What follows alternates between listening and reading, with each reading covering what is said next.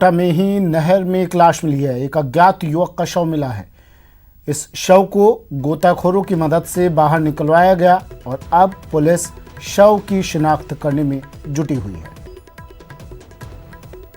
सूचना प्राप्त हुई थी कि ये जो कंसुआ नहर है उसमें थोड़ा कम पानी है, पर कम पानी में एक शव दिखाई दे रहा है।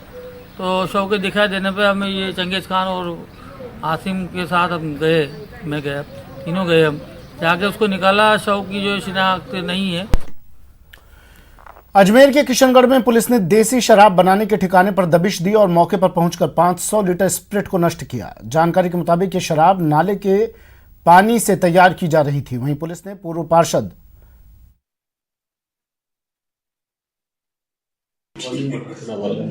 आवाज को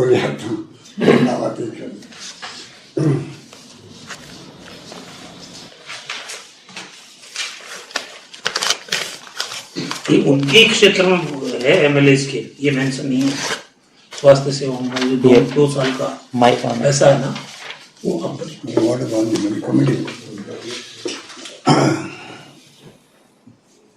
बिहार से मैनेजमेंट एक्ट 2005 अपन का नाम दे रहे हैं।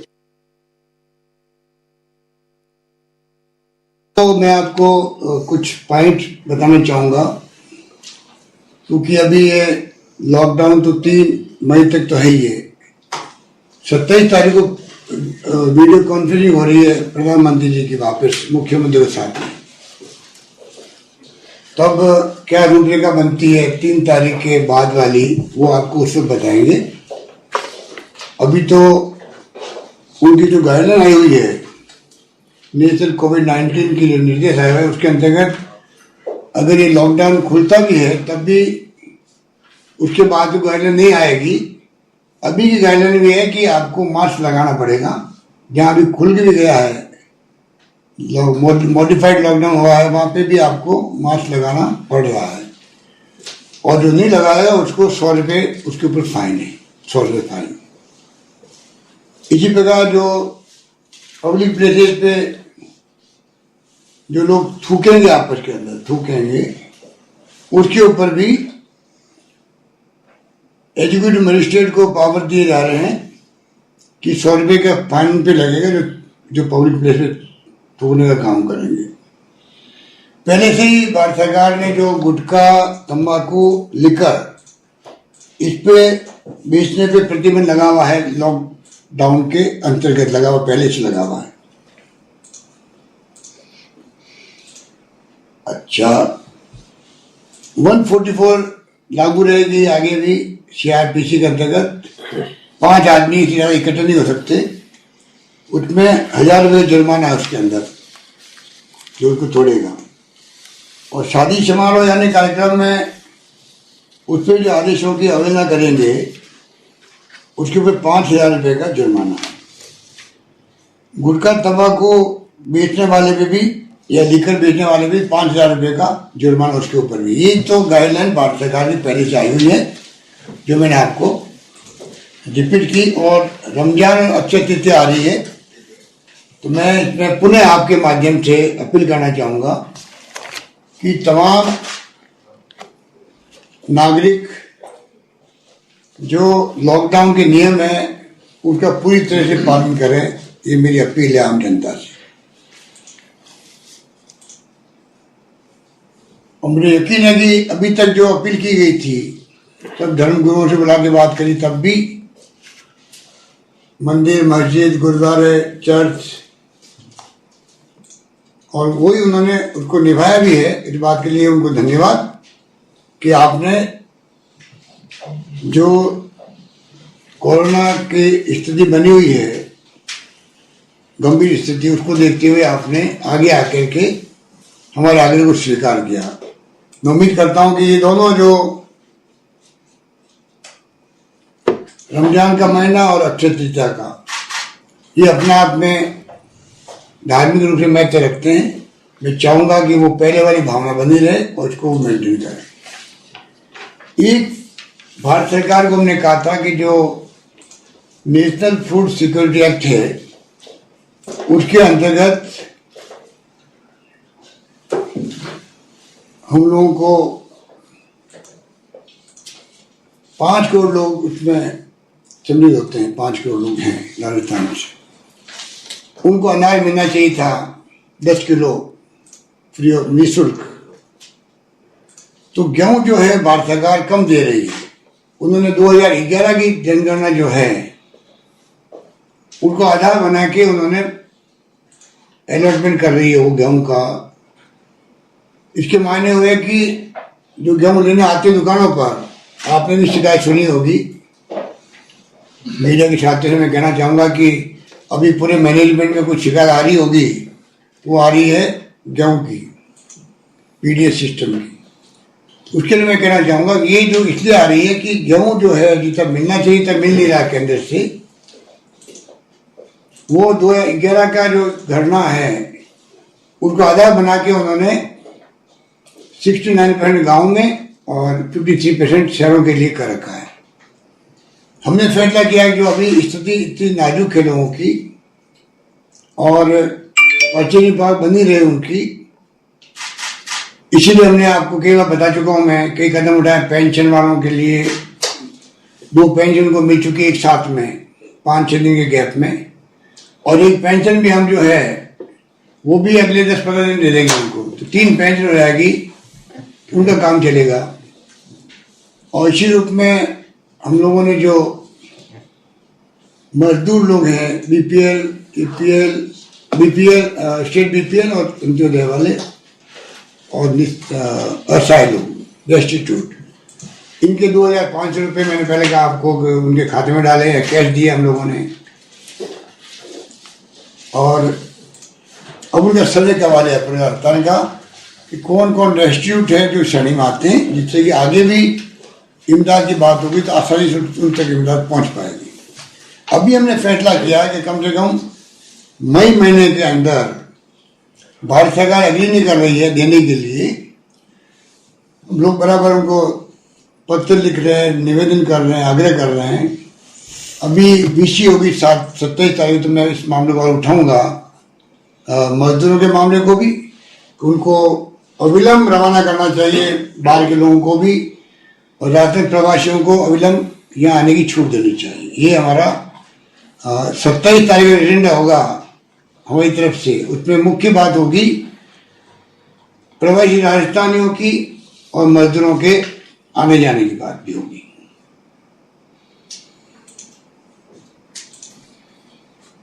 इसलिए हमने ये तय किया है कि भारत सरकार दे नहीं रही है तो हम मार्केट प्राइस से गेहूं खरीद करके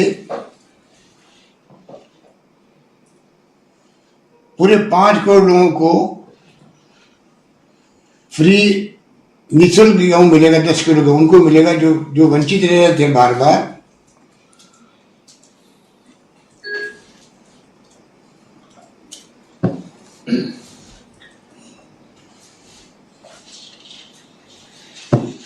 ये सब मिला के मैं समझता हूँ करीब 7 लाख के आसपास होंगे डिस्ट्रीब्यूट मिला करके।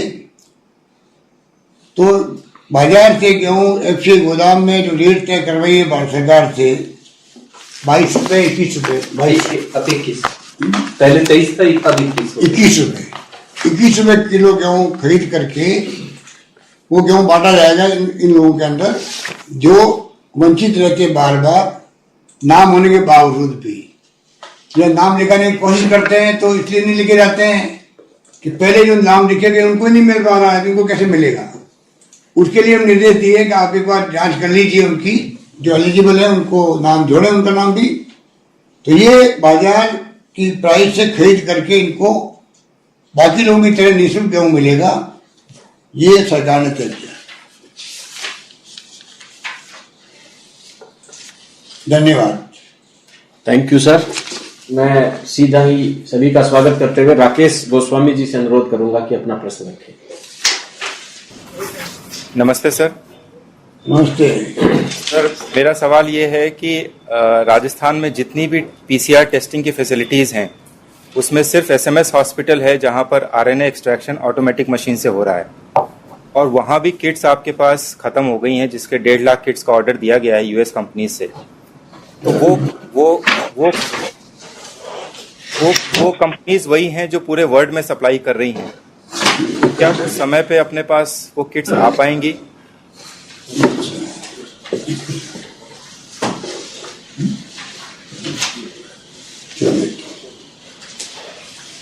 वो समय पे किट्स राजस्थान को मिल पाएंगी, और अगर नहीं मिल पाएंगी तो फिर कैसे? क्योंकि कल रात तक भी पेंडेंसी 5000 सैंपल्स की थी। कैसे हम पीसीआर टेस्ट हैं वो भी कैसे कर पाएंगे अगर वो किट्स सामने नहीं आएंगे? देखिए, इनके लिए पैसे पहले से ही 4 अलग अलग कंपनियों को ऑर्डर दिए हुए हैं, जिसमें यूएस की कंपनी है, फ्रांस की है, जर्मनी की है, और उम्मीद करते हैं चरणबद्ध रूप से उनकी सप्लाई भी होगी। परंतु ये जो आप जिसका बात कर रहे हैं आरएनए की, ये इम्पोर्टेंट किट है, इसके बगैर जांच नहीं हो सकती पीसीआर की। इसलिए पूरी दुनिया के अंदर इसी किट की मांग है, दुनिया के मुल्कों के अंदर। मैं बार बार कहना चाहूंगा, मैंने प्रधानमंत्री जी को जो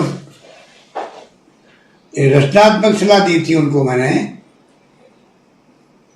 20 दिन पहले पहली बार जब इश्यू थी, तब आप सेंट्रलाइज प्रोक्योरमेंट करें तमाम मेडिकल का, एसेंशियल गुड्स के।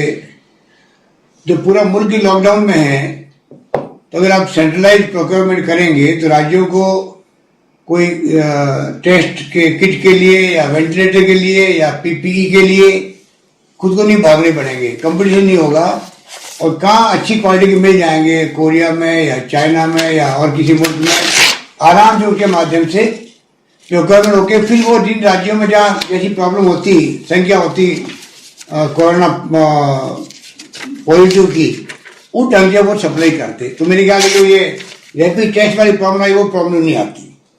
इसी रूप में आप इसको देखिएगा कि इसमें अभी 1600 किट उपलब्ध है और 4000 1-2 दिन में पहुंच रहे हैं, और बाकी 24 तारीख के बाद आएंगे। ये हमने शेड्यूल बना रखा है और उसी रूप में हम लोग इसको आगे बढ़ा रहे हैं। धन्यवाद। Thank you sir. Next Manoj Mathur ji से अनुरोध है कि अपना प्रश्न रखें। नमस्कार सर। नमस्कार सर, जो एमएलए लेड फंड है, इसको लेके आपने कल काफी कुछ बता दिया था, लेकिन मैंने जो आंकड़े अभी साइट से निकाले, उसके अंदर ये लगा कि जो अधिकांश बीजेपी विधायक हैं, उनमें से 35% ने ही 50 लाख से ज्यादा का अपना मुख्यमंत्री राहत कोष में पैसा दिया है। अन्यथा वो पार्टी जो पॉलिटिक्स हावी हो रही है, उससे निपटने के लिए सरकार की क्या तैयारियां हैं? एमएलए अभी तक अपना पूरा फंड पूरी ताकत के साथ राहत कोष को अपना नहीं दे रहे हैं, जिसकी वजह से जो फाइनेंशियल क्राइसिस है उससे कैसे निपटेंगे? देखिए, मैंने सलाह दे रखी है एमएलए को, और सलाह ये है, ये डिस्क्रिशनरी फंड है। जब चाहे एमएलए जैसी स्थिति दिखे, वो उनकी क्षेत्र के लिए होती है, अपनी सुविधा से खर्च करें। अभी जब एक बार समाज आगे आ रहा है, भामाशाह आगे आ रहे हैं, शिवजी संस्थाएं आगे आई है, और मैं समझता हूँ कि जो हमारी परंपरा राजस्थान की है उसको निभाया उन्होंने, उसी रूप में सब कुछ व्यवस्था हो रही है, खाने पीने की हो रही है, सूखे राशन की हो रही, सब कुछ कर रहे हैं वो लोग। और जहाँ जरूरत है वहाँ एमएलए दे रहा है, चाहे कोई इक्विपमेंट की बात है या और किसी की मांग जिला कलेक्टर करते हैं, वो मना नहीं करते हैं। तो ये उनका खुद डिस्क्रिप्शन फंड है।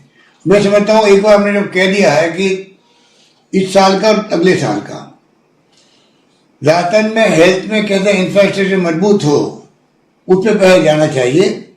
वो प्रक्रिया चल रही है, जल्दी फैसला होते मैं आपको इतला कर दूंगा। कमेटी बनाई चीफ सेक्रेटरी की अध्यक्षता में, वो सबसे बातचीत कर रही है और वो रिकमेंडेशन देगी, उसके बाद में हम फैसला करेंगे किस रूप में पैसा गाइडलाइन के अनुसार खर्च हो, जिससे हमारे हेल्थ सर्विसेज की स्थिति मजबूत हो सके गाँव तक में भी। धन्यवाद। बहुत धन्यवाद सर। धन्यवाद मनोज जी। मैं धर्मेश भारती दूरदर्शन से अनुरोध करूंगा अपनी बात रखें।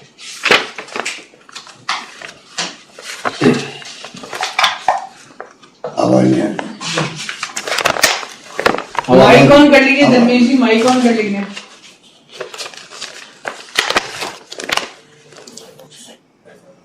हेलो सर, नमस्कार। सर नमस्कार। नमस्कार। मेरा प्रश्न ये है कि जो मॉडिफाइड लॉकडाउन आपने किया है, उसमें व्यापारी हैं और जो मजदूर हैं, क्या दिक्कत वो महसूस कर रहे हैं, और उसमें और बेटर किया जा सकता है? इसको लेके कोई असेसमेंट या इसको लेके कोई किसी प्रकार की जानकारी सरकार अपनी तरफ से प्राप्त करने की कोशिश कर रही है? क्या कर रही है? मॉडिफाइड लॉकडाउन क्या? दिक्कत आ रही है व्यापारी अभी तो कोई दिक्कत नहीं आ रही है, इक्का दुक्का कोई दिक्कत है तो जिला प्रशासन को इतला कर देते हैं। मोटे रूप में बहुत संतुष्ट लोग हैं और काफी बड़ी तादाद में इकाइयां खुल रही है। जितनी अपेक्षा थी उससे ज्यादा इकाइयां खुल रही है और जिलों में बड़ी बड़ी इकाई लगी हुई है वो खुलने लग गई है।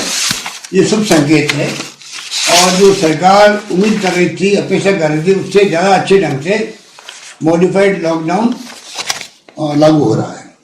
धन्यवाद। Thank you sir. मैं विनोद मित्तल जी दैनिक भास्कर से अनुरोध करता हूं कि अपनी बात रखें।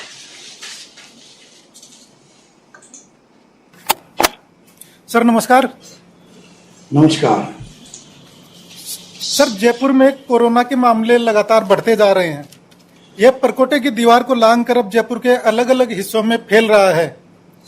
इससे सभी की चिंताएं बढ़ती जा रही है। इसे कंट्रोल करने के लिए सरकार क्या कोई अलग से प्लानिंग कर रही है?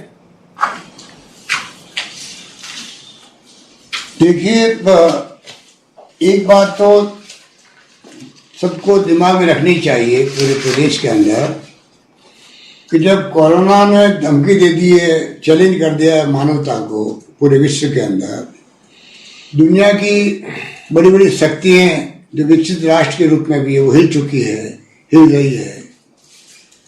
उसके अंदर हिंदुस्तान के अंदर सब राज्य सरकार अपना अपना काम कर रही है और सबकी प्रायोरिटी है कि जिंदगी बचे आदमी की।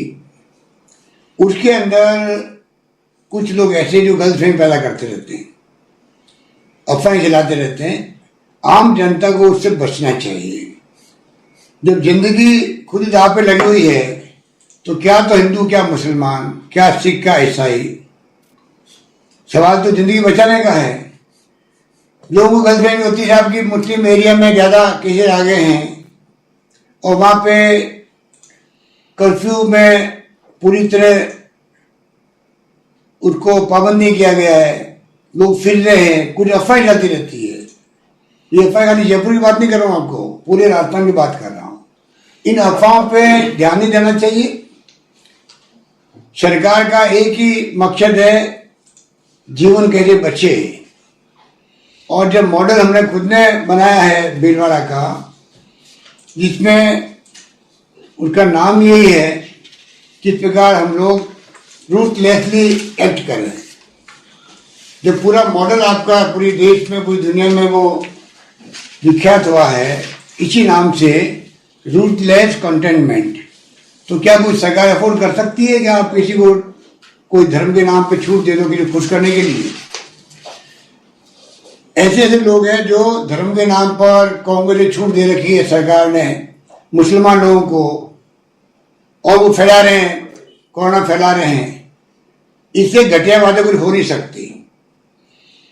हमने डीजी पुलिस को निर्देश दे रखे हैं कि सामने कोई भी आए, किसी धर्म का हो, जाति का हो, वर्ग का हो, अगर वो कर्फ्यू तोड़ता है, नियमों की पालना नहीं करता है, तो सबके साथ में एक सा व्यवहार होना चाहिए।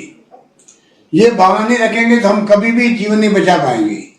हमारा सरकार का मकसद है राजस्थान में लोगों का जीवन बचे और पहले की तरह जिंदगी वापस शुरू हो, जैसा कि वुहान में हुआ है, चाइना में, जहां पर 80 दिन का, लगभग 79 डेज का लॉकडाउन रहा था वहां पर। ये नहीं भूलना चाहिए 79 डेज का मतलब 2.5 महीने से ज्यादा। अब समझ गए? समझे नहीं समझे आप? अभी 3 तारीख है, पता नहीं और आगे बढ़ सकता है ये। वहां नॉर्मल जिंदगी, मॉल, सिनेमा हॉल, थिएटर सब खुलने लग गए वुहान के अंदर, चाइना में। पर 79 दिन की तपस्या की उन लोगों ने। तो ये जो अफवाह बनाने वाले लोग हैं उनको मैं कहना चाहूंगा, थोड़ा दुनिया में क्या हो रहा है उसको जरा ध्यान दे। जिंदगी भर अफवाह फैलाई उन लोगों ने। कृपा करके अभी जीवन दांव पे लगा हुआ है, अभी वो बाज आए अफवाह फैलाने से। हमारे लिए हिंदू मुस्लिम कोई मायने नहीं रखता, हमारे मायने रखता है इंसान जो है वो बचना चाहिए, उसकी जिंदगी बचनी चाहिए बस। धन्यवाद। Thank you sir.